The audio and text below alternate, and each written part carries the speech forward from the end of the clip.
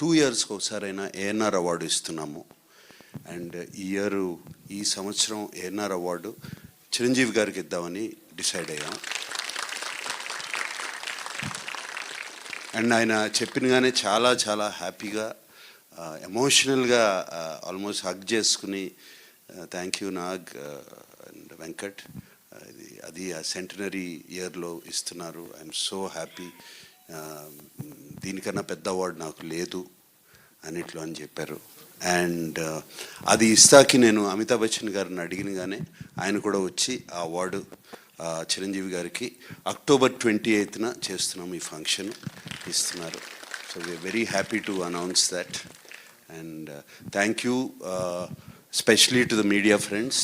అందరూ వాళ్ళ ఆర్టికల్స్ అన్నీ నాకు వచ్చినాయి, చూపించారు, అందరూ అనుపూర్ణ నుంచి పంపించారు, అందరూ అడగకుండా అంత బాగా రాశారు నాన్నగారు గురించి.